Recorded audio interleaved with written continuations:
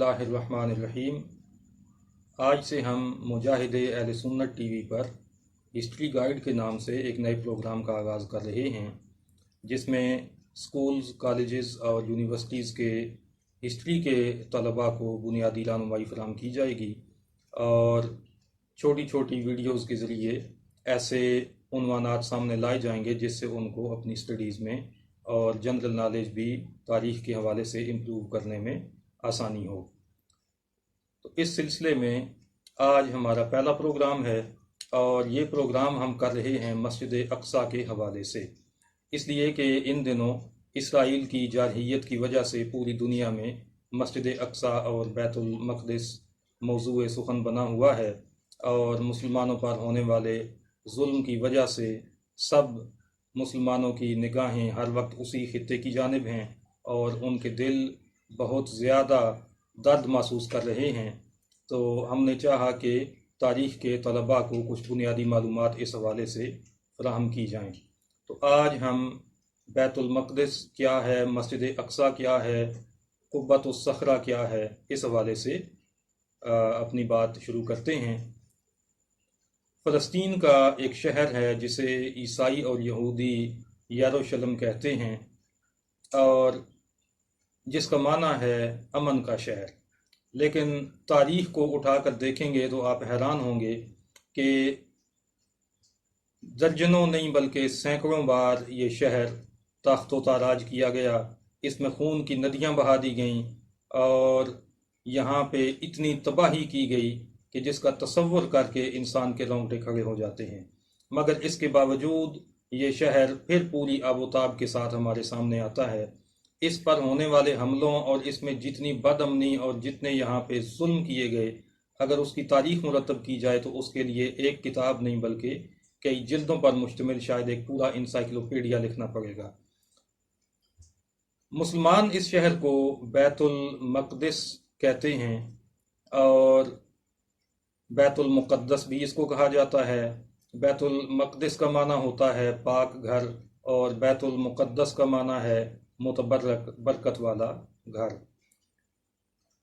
इसका एक और नाम जो आम तौर पे मुसलमानों में मशहूर है वो अल कुद्स है और इसकी वजह तस्मिया ये है कि इस शहर में अंबियाए किराम की आखिरी आराम गाहें बहुत ज़्यादा मौजूद हैं और उनकी वजह से इसको बरकत वाला या इसको मुतबर्रक शहर गिना जाता है। नाज़रीन मोहतरम, इस शहर के अंदर हरम शरीफ है। ये हरम दो इमारतों पर मुश्तमिल है। एक इमारत को हम कहते हैं मस्जिद अक्सा, जिसका ज़िक्र कुरान मजीद में इन अल्फाज में हमें मिलता है, बिस्मिल्लाहिर्रहमानिर्रहीम, सुब्हानल्लज़ी असरा बिअब्दिही लैलम मिनल मस्जिदिल हरामी इलल मस्जिदिल अक्सल्लज़ी बारकना हौलहू लिनुरियहू मिन आयातिना इन्नहू हुवस समीउल बसीर। पाक है वो ज़ात जो जिसने सैर कराई अपने बंदा ख़ास नबी मुकर्रम सल्लल्लाहु अलैहि वसल्लम को रात के एक मुख्तसर से हिस्से में मस्जिद हराम से मस्जिद अक्सा तक। कौन सी मस्जिद अक्सा? अल्लज़ी बारकना हौलहू, इसके माहौल को, इसके इर्द गिर्द को हमने बरकतों वाला बना दिया है, उसमें हमने बरकतें रखी हैं। और फिर इरशाद फरमाया, लिनुरियहू मिन आयातिना, हमने अपने बंदा खास को, अपने महबूब को एक रात के एक मुख्तसर से हिस्से में मस्जिद हराम से मस्जिद अक्सा तक सैर इसलिए कराई कि उनको हम अपनी निशानियां दिखा दें। तो उनको निशानियां दिखाना मतलूब था। मस्जिद अक्सा, अक्सा का माना है दूर, और इसको दूर इसलिए कहा गया कि उस वक्त दुनिया में दो ही मसाजिद थीं, एक मस्जिद हराम थी और एक मस्जिद अक्सा, और ये मस्जिद हराम से बहुत दूरी पर, बहुत मुसाफत पर वाक़ई थी, इसलिए इसको मस्जिद अक्सा के नाम से अल्लाह ताला ने कुरान मजीद में इसका जिक्र फरमाया। इस मस्जिद तक आका सल्लल्लाहु अलैहि वसल्लम तशरीफ़ लाए اور اس مسجد کے اندر پہنچ کر آپ نے تمام انبیاء اور رسل کی امامت فرمائی۔ یہاں پہ آپ نے 2 رکعت نماز پڑھائی، جس میں سارے انبیاء اور رسل جو دنیا سے پردہ کر چکے تھے ان کو اللہ تعالیٰ نے وہاں پہ پہنچایا، وہ وہاں پہ تشریف لائے اور آقا صلی اللہ علیہ وآلہ وسلم کی شان اور عظمت بیان کی۔ سب نے وہاں پہ خطابات فرمائے، اور ان خطابات کے بعد نبی کریم رؤوف الرحیم صلی اللہ علیہ وآلہ وسلم نے اپنے ارشادات عالیہ سے ان کو نوازا، اور اس کے بعد آپ نے ان سب کو 2 رکعت نماز پڑھائی۔ اور یہی وہ نماز ہے، عظمت اور فضیلت کا وہ منظر وہاں پہ دیکھنے میں آیا کہ جس کی بنا پر آقا صلی اللہ علیہ وسلم کا ایک لقب امام الانبیاء ہمارے سامنے آتا ہے۔ اس موقع پر انبیاء کرام نے جو خطابات ارشاد فرمائے، یہ جو جلسہ ہوا، انشاءاللہ ہم آگے کسی ویڈیو میں ان خطابات کے بھی کچھ مخصوص حصے آپ کے سامنے لائیں گے، تاکہ ہمارے ناظرین کو اندازہ ہو کہ نبی کریم رؤوف الرحیم صلی اللہ علیہ وآلہ وسلم کو اللہ رب العزت نے کس عظمت اور کس بلندی سے نوازا ہے۔ اس کا کچھ جھلک ہم دیکھیں گے اس پروگرام میں۔ تو مسجد اقصیٰ، اس کی اسلام کے اندر اہمیت کیا ہے؟ اس کی اہمیت ایک تو یہاں سے واضح ہو گئی کہ آقا صلی اللہ علیہ وسلم کی زندگی کا سب سے خوبصورت اور سب سے عظیم سفر جو معراج کا سفر کہلاتا ہے، وہ اسی مسجد سے ہوتے ہوئے وہ سفر کیا گیا۔ اور جب یہاں پہ انبیاء کی امامت آپ نے کروائی، ان کو نماز پڑھائی، تو اس کے بعد پھر آپ یہاں سے آسمانوں کی طرف بلند ہوئے، اور وہاں پہ جو باقی معاملات معراج کے ہمارے سامنے آتے ہیں وہ سارے اس رات کو انجام پائے تھے۔ تو یہ جو مسجد اقصیٰ ہے، یہ سابقہ انبیاء کی بھی عبادت گاہ رہی، اور سابقہ انبیاء کا قبلہ بھی یہی مسجد رہی ہے۔ آقا صلی اللہ علیہ وآلہ وسلم نے بھی نماز فرض ہونے کے بعد مدینہ طیبہ میں جب آپ تشریف لائے ہجرت کے بعد، تو یہاں پہ بھی تقریباً 17 مہینے اسی مسجد کی طرف آپ نے رخ کر کے نمازیں ادا کیں۔ تو یہ ہمارا قبلہ اول ہے، اس کی اہمیت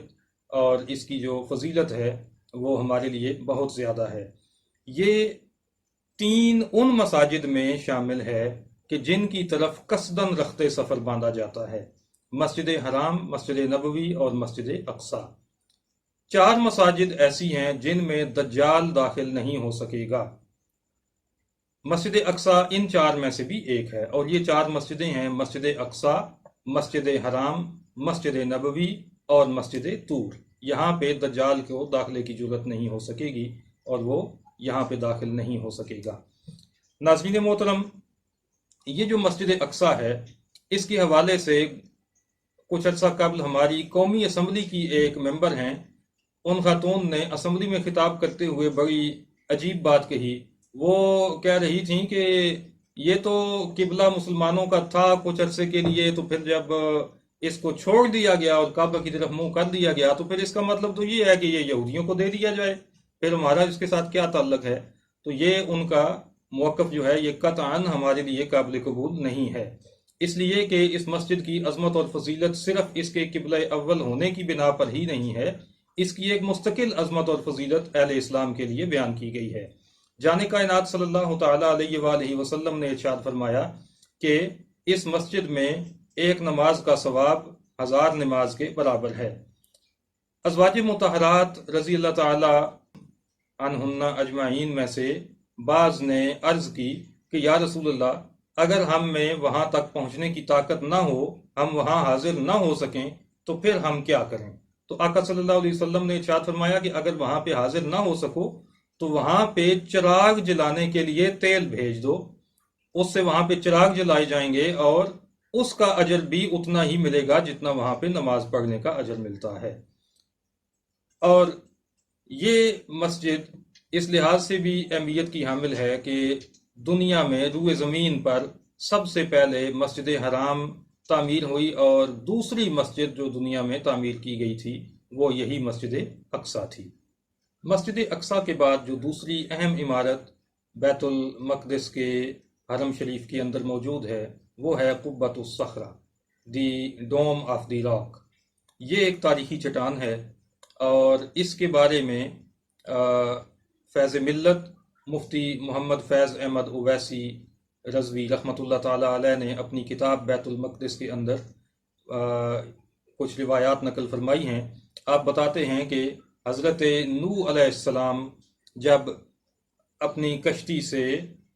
طوفان ختم ہونے کے بعد اترے تھے تو وہ یہی چٹان تھی جس کے اوپر آپ نے قدم رکھا تھا، اور پھر اس میں آپ یہ بھی بتاتے ہیں کہ حضرت اسرافیل جب قیامت کے قریب سور پھونکیں گے تو وہ اسی چٹان کے اوپر کھڑے ہو کر سور پھونکیں گے۔ اور اس چٹان کی ایک اہمیت یہ بھی ہے کہ جان کائنات صلی اللہ علیہ وسلم نے بھی جو زمین سے آسمانوں کی طرف سفر شروع کیا تھا اس کا آغاز بھی یہیں سے کیا گیا تھا۔ یہ چٹان حضرت فیض ملت بتاتے ہیں کہ زمین سے فقط 2 گز بلند ہے،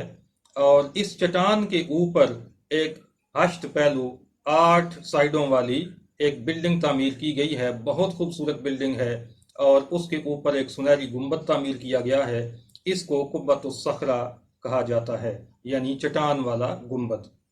تو یہ عمارت دنیا کی خوبصورت ترین عمارتوں میں سے ایک تسلیم کی جاتی ہے۔ اموی خلیفہ عبد الملک بن مروان نے اس کو